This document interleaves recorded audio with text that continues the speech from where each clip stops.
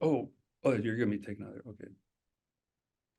Hello, everyone. I am Brooks Alden. Welcome to another Your Best Match online show.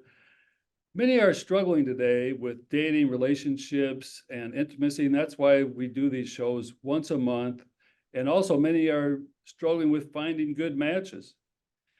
So we do these once a month. We will have 21 speakers who will be sharing very, very valuable knowledge and wisdom about one or more than one of those three topics. And today we have Alison Armstrong.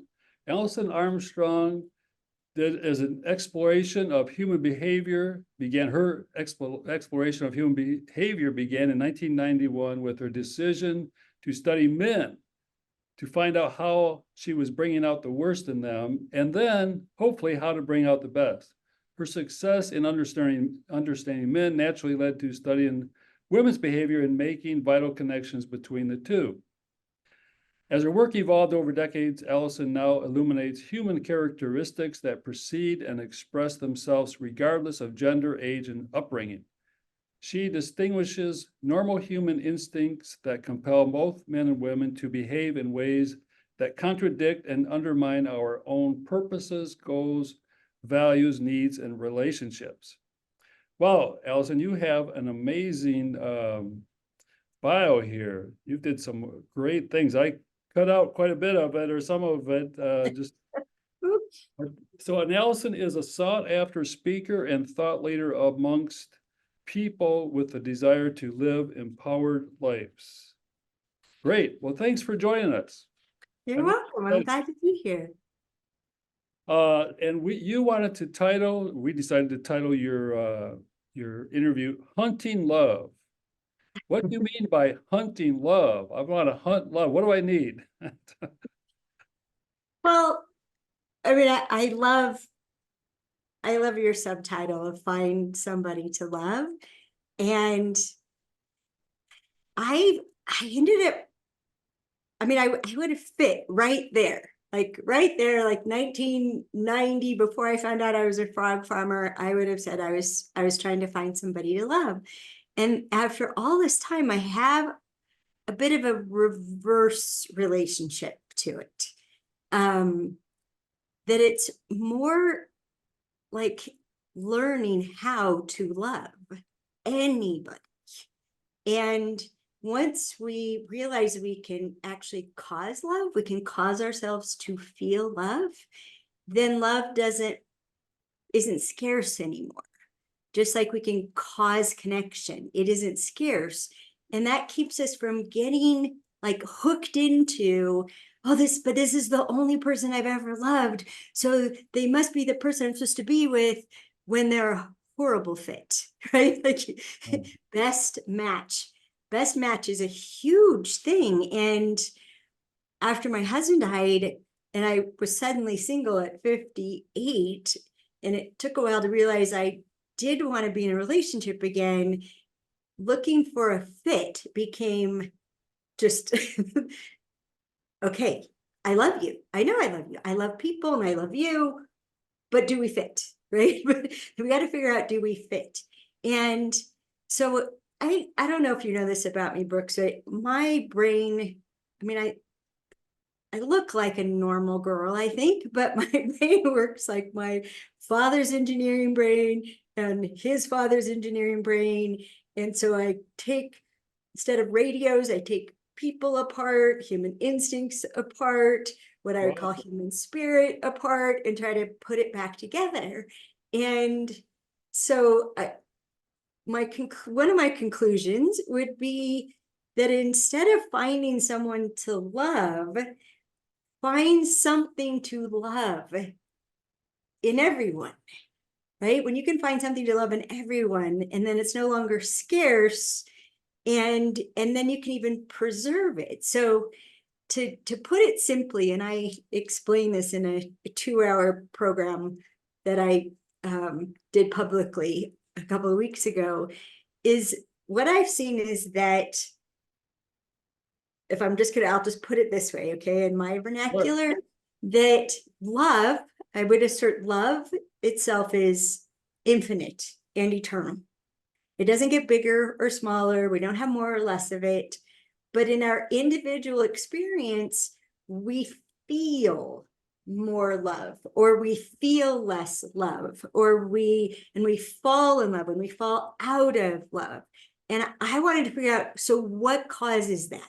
What is at the heart of that? And there's three words, and I'll forget the background of these three words because I don't have time. But admiration, respect, and affinity. So what was the last one? Affinity. Infinity, okay. Affinity. And affinity, you could also say that you just like someone, right? You like how they think, or you like how they solve problems, or you like how they go about things, or you like that you have this thing in common, and you like that this is something totally different about them that you're learning from. You like the ways that they're strong, you like the ways that they let you be strong, that you like the possibilities of partnering with them. But so much of human instincts compel us to do two really counterproductive things. One is that we're not looking to love somebody. We're not looking for someone to love. We're looking for chemistry. And that is beyond primitive. I mean, it's before primitive. And it brings out our most primitive instincts. And when I, started out to find out how was I bringing out the worst in men, one of the things I was doing was looking for men that I had chemistry for, which women don't know. I mean, chemistry is an accurate word. It's testosterone and epinephrine, aka adrenaline. So when a woman has chemistry for a man, she literally is hunting him. Oh, I want that one. I gotta have that one, right?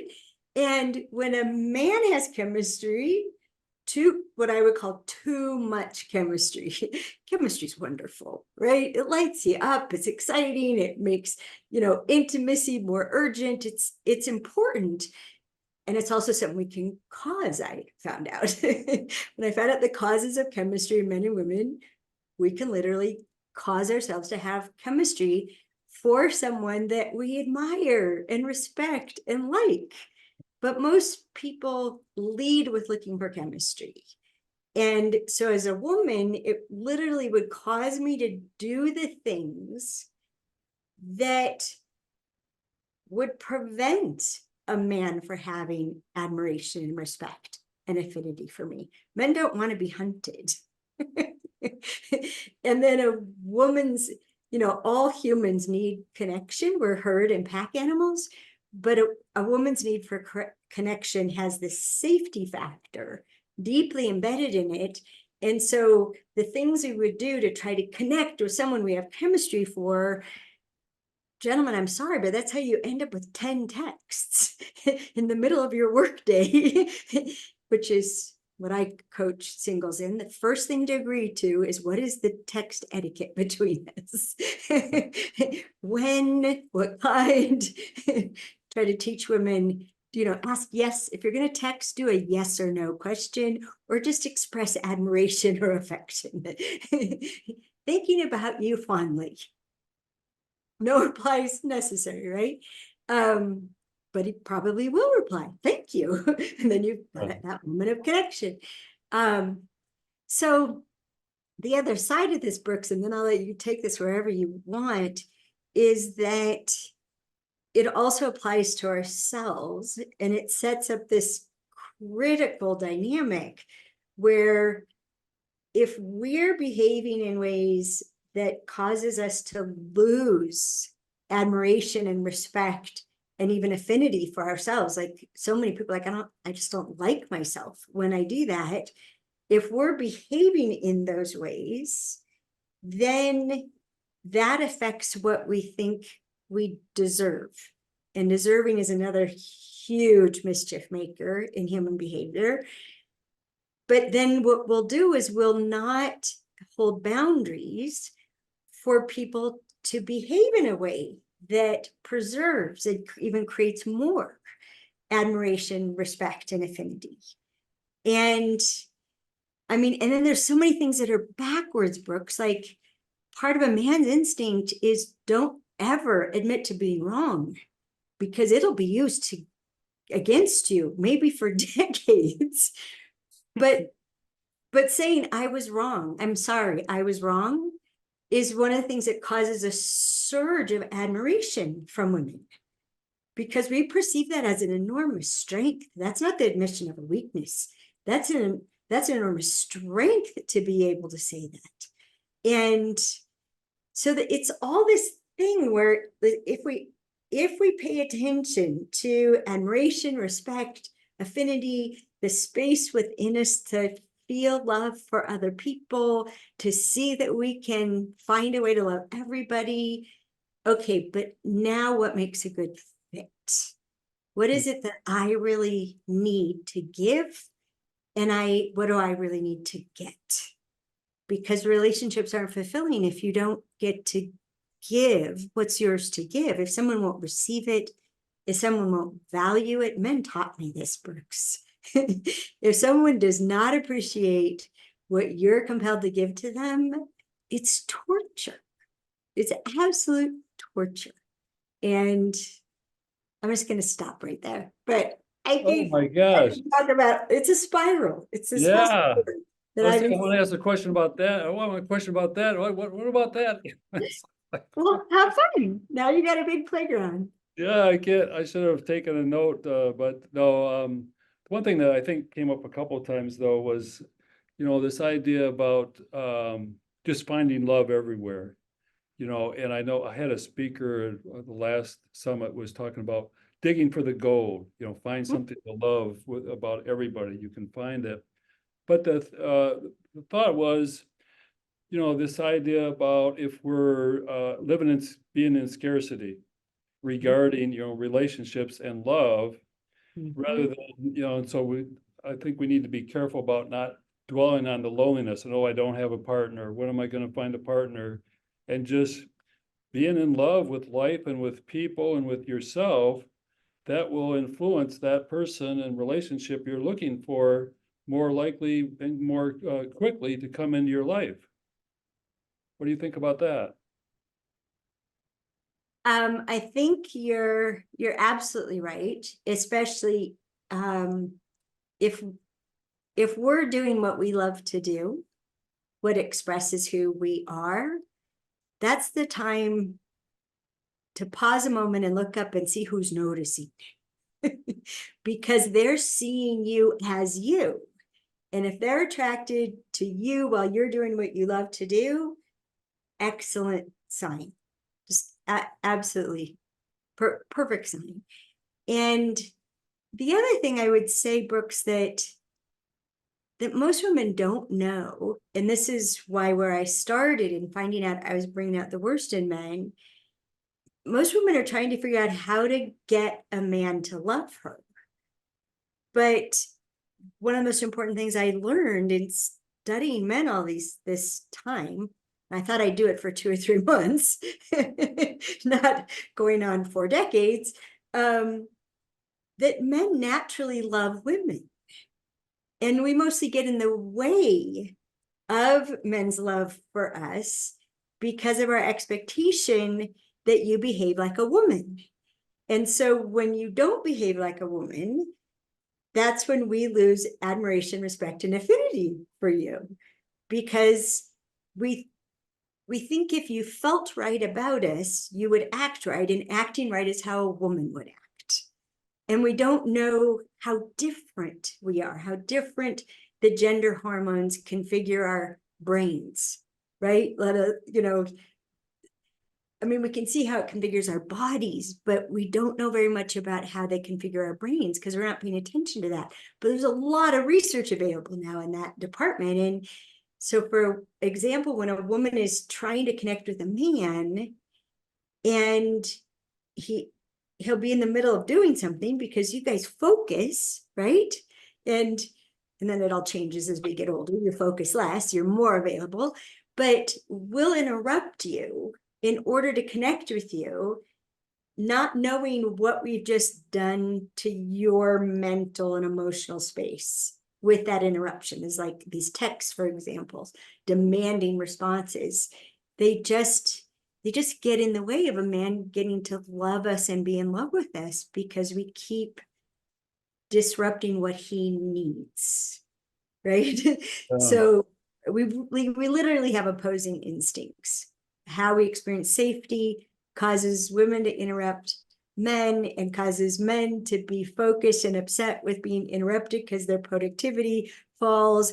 And then how you react to our interrupting hurts our feelings, and then that kills intimacy. Normally it's a downward spiral. Yeah. Well, I love what you said about seeing someone doing something they're interested in, or they're, really into it, because that's what I teach. I believe is the easiest way to meet other singles is to get out in the world and go to activities that you enjoy or think you might be interested in or would like to try. But there, what I talk about is there you see them as they really are. They're focused on, or they're doing what they're enjoying. They're talking with other people, so thanks for that plug. You're welcome. May I add a little Sure, thing? sure. Because when people turn it into a strategy for finding someone, they'll, instead of enjoying what they're doing, they're hunting for a potential mate. And the energy of hunting from a man or a woman, it's a big turnoff. Yeah, well, It's okay, yeah, I don't want to try to get into more of what I teach, but yeah, what I do share, or what I encourage, is just go there to enjoy the activity. yes. Be aware of the people around you. You present yourself like you're, available or open to be approached, whatever. So now I forgot what I was going to say about your comment on that, but yeah, I understand about don't go there to hunt, because you might not find somebody there. And then you still want to enjoy the activity. Yeah, but just the energy. Do you know, like single woman, single man, like Yeah, it's scary to women for a man to be that way. She feels like a deer and wants to run. And for a man, it can occur as emasculating. Like, why are you chasing me? I get to chase you. And so I think we all have to learn the art of encouragement. And unfortunately, women are afraid that just like making eye contact would have a man think more than she's inviting. And or if she makes eye contact and smiles, then she's just afraid of acknowledging that he's there, and she sees him that way because she's afraid that he'll take it as permission to do something she doesn't want to give permission to. And it's an area where women, we have to work on boundaries, and that it's okay to have boundaries, and it's okay to say, I'm sorry, I think you misinterpreted me. I'm just friendly, right? That you yeah, can say that to somebody. It's all right to say that. But many women, Brooks, and you might not know this, many women think that a man being attracted to her creates an obligation to him. And this is why we actually try to not attract, not be, except for that one person, right? That we're like, oh, that's the one. And then we screen out everybody else and don't acknowledge, don't be friendly, don't yeah. offer relation. I mean, it's So how can men be out there in the world, open to, you can't just walk through in like we do often when we're doing chores and stuff in a daze, you have to be looking, be open. So, and to do that without coming across like you're hunting, then for the woman to be open to, a man approaching her or seeing somebody that she's interested. What I teach is, I want to get into this a lot or say a lot, but I don't advocate either one of them to use a line or to hit on, be obvious they're interested. I have a way of that I teach that they can be they're just being social and friendly. They just spark a conversation and Yeah. then where it goes. But anyway, how can they both do that without coming across like they're hunting? And the women, that was really interesting what you said, that they can, be friendly, be kind, and be social without having to hold it back so much. Because that's the world out there. There's so much little connection or Right. or connection, friendliness and being social. Well, we're very much aligned. And for men and women, I would say, oh boy, okay, there's a couple of things I would say. So part of the problem is if a man is doing an activity he loves to do, but he's there to hunt a woman, he's going to be focused. And a man who's focused isn't available to connect. So it's natural to have a committed state of mind, especially as a man because of your levels of testosterone. But you also can be another way, which I call at play. So when there's no result to produce, you're just at play. You're just discovering. You're just, and this is when women fall in love with men, by the way, is when you're at play, you're available to connect. When you're at work, you're doing things that we perceive as strength, and it can be admirable to us, right? Like, whoa, look at that. Look at him go after that.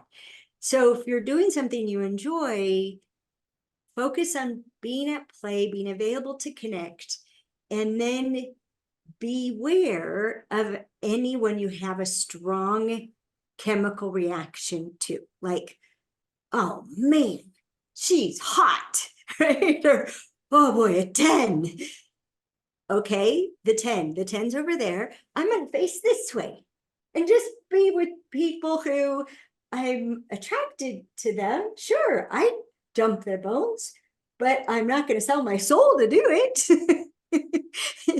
and women have to be the same way. Like, who did I just have this reaction to? Okay, that's probably going to bring out the worst in me, and then I'll bring out the worst in him, and it'll be a disaster. Even if we have some electric encounter in between, as a relationship, it'll be a disaster. And then pay attention to who, a man actually taught me this word, resonance. Pay attention to resonance. So for both men and women, who is it that you like who you are when you're around them? Who is it that brings out something in you? This is why I married my husband.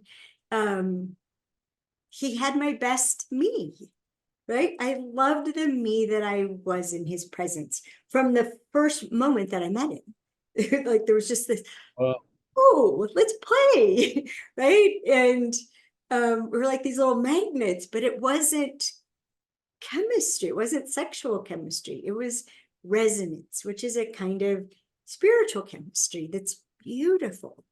And yeah, we both have to be on lookout for too much chemistry and being available to connect. I mean, don't work too hard to connect. Just be available to connect, which means eye contact, smiles, hi, just say hi, and hanging out, play, be in the playground and play together. And it's amazing what can show up and how quickly it can. Wow, great. Well, thanks.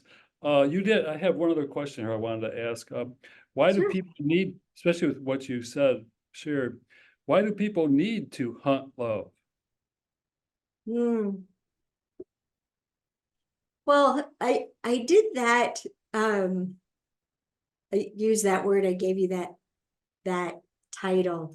If it was a longer sentence, it would be, in anybody that you spend time with. And it could be just walking down the street, literally looking for something in them, like a treasure hunt. It's a treasure hunt. What is admirable about this person? Or how are they strong? And especially for women, how are they strong? How are they stronger than me? And how are they stronger than me that I like? Because women are so much looking for strength in the form of how a woman expresses strength. And then judges a man by that without knowing anything that's going on over there.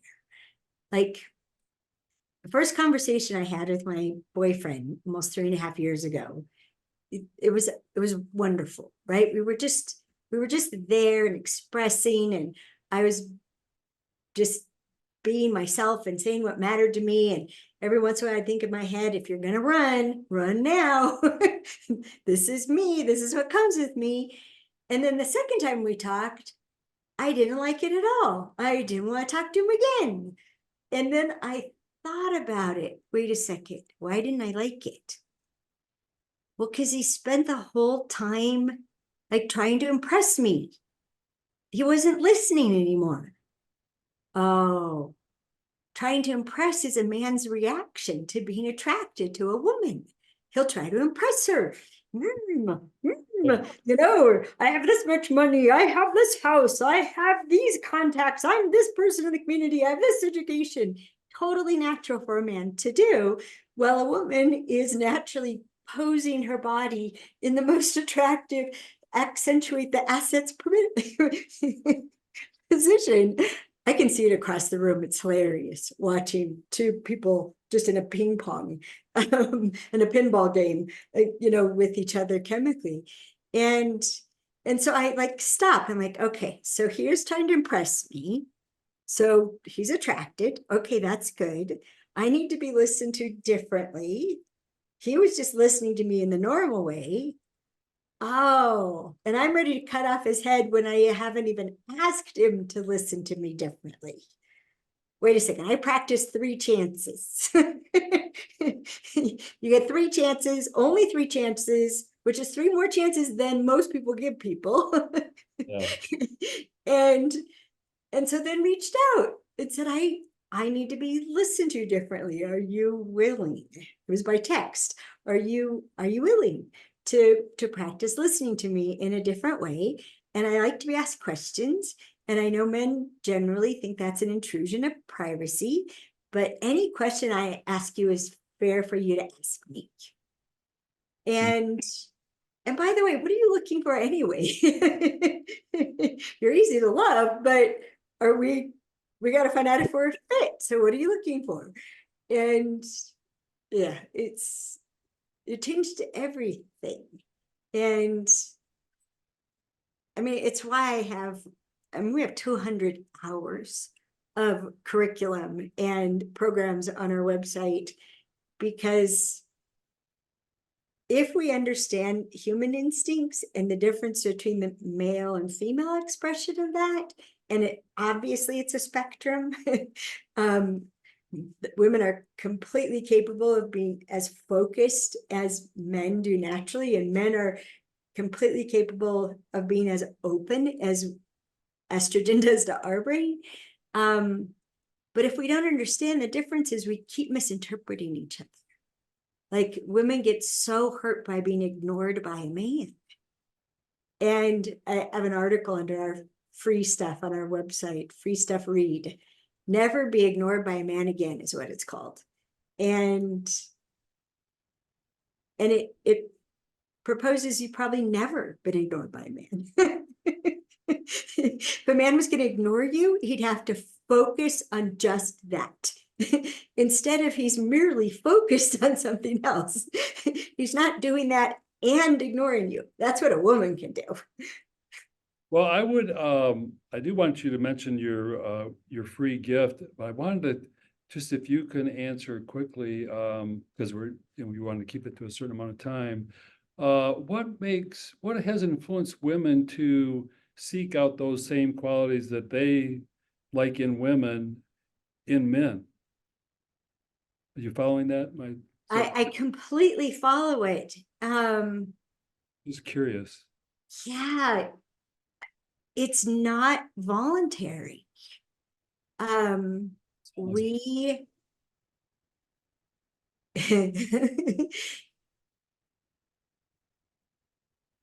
it's there are many things that men do naturally that scare women, and men don't know that. Men don't know how much stronger you are. Even if you're not that much bigger than us, you're so much stronger. Testosterone does that to your bones and to your muscles. And so a raised voice, which means nothing to a man to man, a raised voice, even a man yelling, it's like whatever. To a woman, we have an instinctual response that first you raise your voice and then you're going to raise your hand. And it doesn't ever have to have happened in a woman's life. That is there as a reaction. And we're seeking to please you because we have this ancient interpretation that's actually been true until the advent of guns. Basically, guns gave women an advantage, or at least an equalizer to the strengths of men. And if you think about it, Brooks, I mean, we're less than 200 years from being property, not just in slavery, right? Not just in countries where we associate, where we enslave each other. We belonged to our fathers, who then passed us off to belong to a husband. And if the father died, now we belong to our eldest brother, who then would make a match for us to serve the economic needs of the family. And we had no say. We were property and we didn't own property. And in the early 1900s, we were considered too stupid to learn to type. The typewriter was invented. Men were taught to type. Women were considered too stupid to type. So it's just, Yeah. it's in, I have met very few women in what I've been doing for the last 30 plus years who don't naturally see a man as a hairy, smelly, misbehaving woman that needs to be trained, needs to be disciplined, needs to be limited in his power, because he can't be trusted to not hurt somebody with his physical strength, his economic strength, his social standing. It's brutal. It's brutal. It's why I wrote the Queen's Code, which I spent 15 years doing the research to be able to write it, and then ended up channeling it instead. And so, but it's just so men can understand how women see men and why we do what we do to men that's so hurtful. And we don't even know that it's hurtful because we think you can't be hurt or that you deserve to be hurt. So quit whining about it. Yeah. Wow. Well, thanks so much for all that you've shared. You must have all kinds of great information. What's your gift you have for everybody that's watching? I want to make sure we ask that. Well, if you go to our website, which is AlisonArmstrong.com, very quickly, what will show up is just filling in your email address so you can get an article that I wrote about 10 things to know about yourself before you go looking for somebody else to be part of your life. So it's part of that fit, Brooks, that you and I care so much about. And there are things that most people don't think about, like, what are your favorite forms of appreciation? And what has you experienced being safe? And and what are you driven to do in life? Because this creates so much of the kind of support that we need. Not everybody wants to be supported the same. It depends on what it is that is the point of our life. So that's how you'd go about that. And it's free. Well, great. Well, I'm going to get that gift. That gift. Was there anything you want? We're going to be ending the interview now. Is there anything you want to share before we close? I would just share, we have both fiction and nonfiction education in our world, and the Queen's Code is fiction, and I strongly recommend the audiobook over the print book, and which the audiobook you can only get at our website, and I will read to you. And it was written to transform the way women relate to men. And we've discovered in the last few years it also transforms the way men relate to themselves. Find out the good reasons for why you do what you do, which can help you be impervious to people's attempts to emasculate you, which is of critical importance. What's So the name of that? it's called the Queen's Code. Queen's Code, okay. And do you have any good romance novels on your website too? The Queen's Code is highly Oh, romantic okay.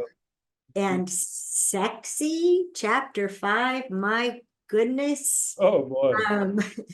How do you create what I would call a delicious sexual partnership? So it's fun, it's healing. It makes me laugh and cry. Doesn't matter how many times I've read or heard it. And it teaches what we call the language of heroes, that most women think men don't want to give them what they need. They don't realize that they're not using the words that have a man understand how important it is what they're asking for. And so it teaches that language and where women need to come from in using that language for good instead of using it against men. Okay, wow. Well, thanks a lot. I'm definitely gonna get both of those. Read the Queen's Code is on audio, right? Is that what you shared? It's on audiobook, yes, and it's also an ebook, and you can get it on print on Amazon. But the audiobook, what we found out, Brooks, was that people were, as we read to ourselves, we have a filter, right? Like we will read a statement according to what we think that person could think or feel. And women started sharing with me who'd read the book and then listened to the audiobook that how I read it to them was very different than they read it to themselves. And one woman said she realized it was because of her prejudices against men. They couldn't possibly be that sincere or emotional as how they heard me read the men's parts. And so that's why I recommend it. We can't help but filter from our already opinions about each other. And if you listen to me read it to you, which is how I saw and watched this movie, that I truly, where it comes from is, it's beautiful. I don't take credit for it. It's really beautiful and surprising. And it has 8 characters. And so you hear from 8 different points of view, 4 men and 4 women. You get to be inside their head. And each section announces whose point of view it is. And you can see how understanding our instincts and the way we communicate affects romantic relationships and family relationships and the workplace. And it's applied in all kinds of contexts. Great. Enjoy.